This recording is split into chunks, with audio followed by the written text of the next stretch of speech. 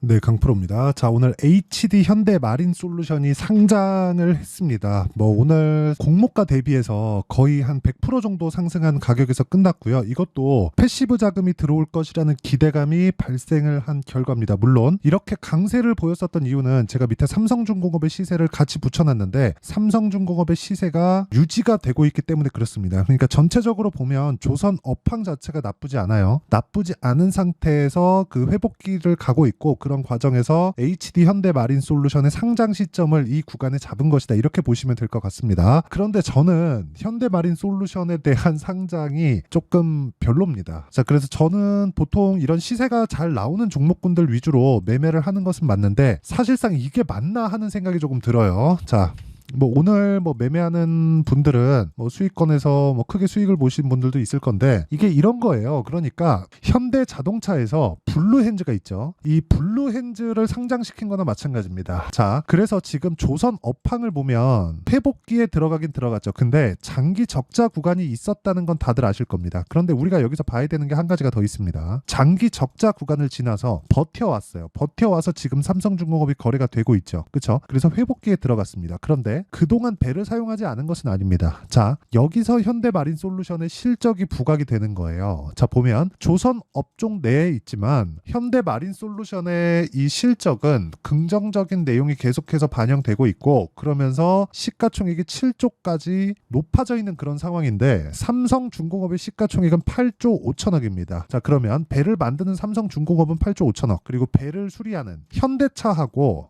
블루핸즈하고 시가총액이 똑같은 거예요. 이게 말이 안 되죠. 그렇죠? 자, 그래서 이야기를 드리는 겁니다.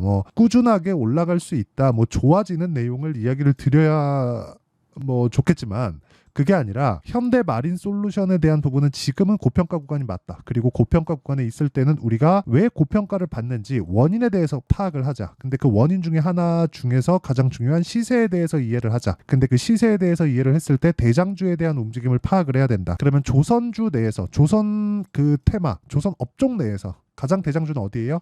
지금은 삼성중공업입니다. 제가 삼성중공업은 보유하고 있습니다. 그런데 현대마린솔루션 오늘 기분이 나빠서 매매를 안 했어요. 공모도 참여를 안 했고.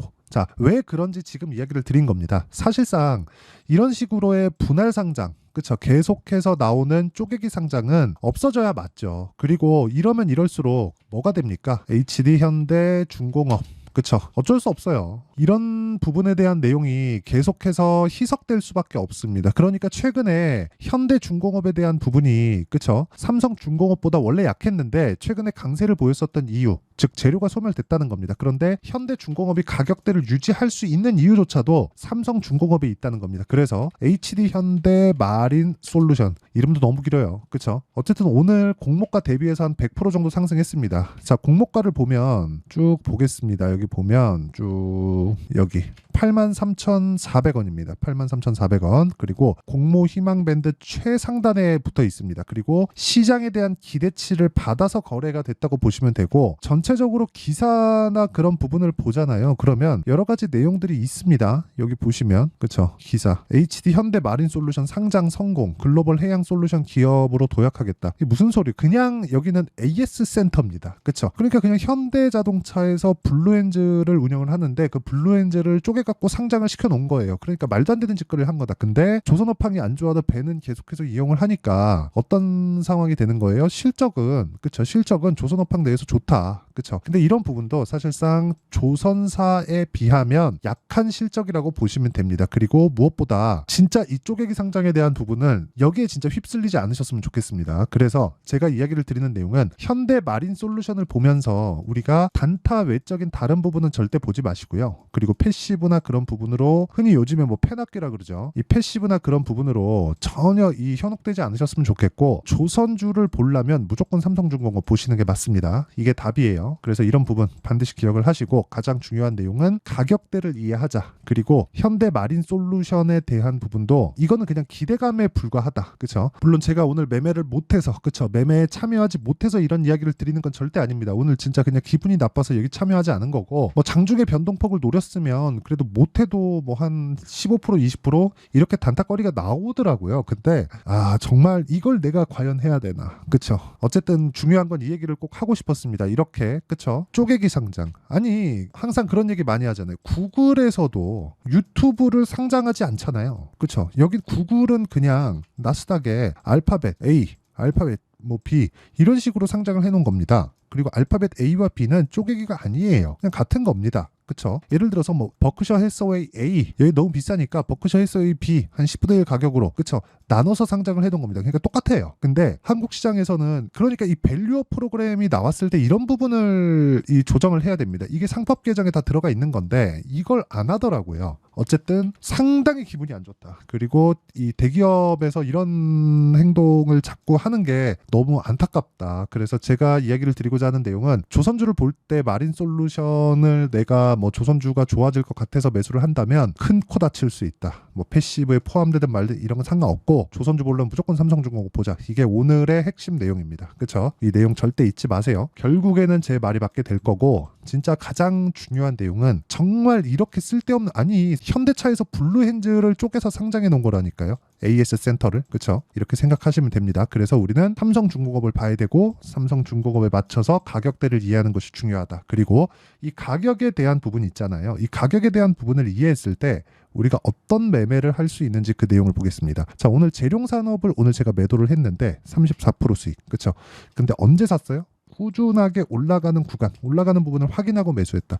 이런 종목하고 뭐 현대마린솔루션이 오늘 올라갔다 그래서 뭐 보는 거하고 내용이 다릅니다. 그리고 현대마린솔루션 같은 경우 오늘 대부분 수익으로 마감이 됐을 테니까 그냥 적당하게 하락하는 부분, 그냥 그 분봉에서 적당하게 꺾이면 그냥 파세요. 한 4% 5% 그냥 꺾이면 손절을 하더라도 파시는 게 맞고, 계속해서 강세를 보일 수 있는 종목군에 내가 매매를 이어가는 게 중요합니다. 정말 꼭 기억하셔야 됩니다. 현대자동차에서 블루엔젤을 쪼개서 상장을 한 거예요. 구글도 유튜브 상장 안 합니다. 그래서 한국 시장은 이런 게 통하니까 여기 단기적인 시세는 나오겠지만 추가적으로 뭐 굉장히 뭐 크게 올라간다, 이 자체 불가능합니다. 절대 불가능합니다. 여러분 반드시 기억을 하시고, 계속해서 올라가는 종목을 하려면 내가 꾸준하게 가격대를 추적 관찰을 해야 된다. 이 부분 반드시 기억하시면 되고, 이렇게 가격을 추적하는 내용을요, 제가 여기 소통방에서 모두 공유를 합니다. 자, 지금 보여드리는 재룡산업 같은 경우에도 여기 5월 3일 날 재룡산업 시장가 매수, 그리고 5월 7일 날 재룡산업 시장가 매수 다 장 시작 전에 공유를 해드렸고, 관련된 종목군들을 제가 지속적으로 이야기를 드리니까 소통방에 와서 어떻게 매매하는지 배우시고요. 소통방은 채널 성장을 위해서 하는 거니까 구독과 좋아요 눌러주시고,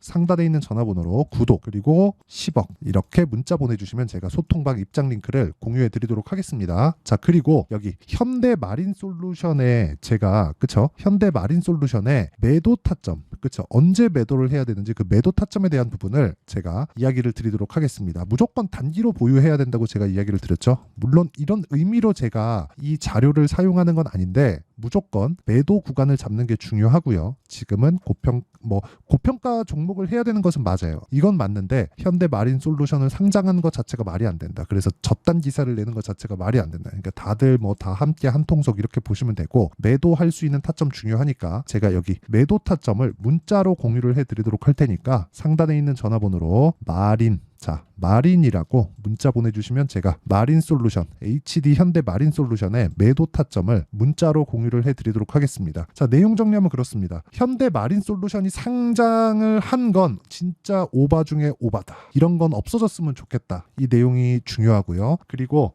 조선주에 대한 시세는 삼성중공업부터 시작한다. 그리고 삼성중공업은 현대마린솔루션의 그 상장 이후가 됐기 때문에 삼성중공업의 시세는 다시 불 붙을 수 있는 그런 상황이 됐다. 그리고 시장에서 주도주를 매매하자. 이게 오늘 이야기를 드리고자 하는 내용이고요. 진짜 가장 중요한 내용은 구글도 유튜브를 상장하지 않습니다. 그렇죠?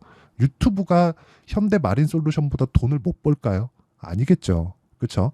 근데 구글도 유튜브를 상장하지 않아요. 그러니까 이런 것들은 좀 고쳐주셨으면 좋겠다. 그래서 지금 혹시라도 오늘 내가 뭐 공모를 받거나 아니면 또는 뭐 장중에 그 매수를 했는데 어느 정도 수익 구간에 있거나 이러신 분들은 딱 이렇게, 그쵸? 매도 타점을 무조건 보셔야 되고, 매도 타점은 제가 문자로 공유를 해드리도록 할 테니까 구독과 좋아요, 그쵸? 구독과 좋아요 눌러주시고 상단에 있는 전화번호로 마린, 자, 마린이라고 문자 보내주시면 됩니다. 자, 그러면 항상 가격대가 먼저 반영한다고 이야기를 드렸고, 조선주에서는 삼성중공업이 그런 가격대를 먼저 반영하는 종목이라고 이야기를 드렸으니까 그 가격대에 맞춰서 매매를 했을 때 어느 정도 성과가 나올 수 있고 어떻게 분류를 해야 되는지 그 내용에 대해서 제가 이야기를 드리도록 할 테니까 영상 끝까지 시청하시고요. 모든 분들이 성공 투자하셨으면 참 좋겠습니다. 자, 24년도가 돼도 여전히 시장은 녹록지 못합니다. 이런 상황이 벌어지는 건 어쩔 수 없습니다. 이런 상황에서도 수익이 나는 종목들의 구조는 변하지 않습니다. 즉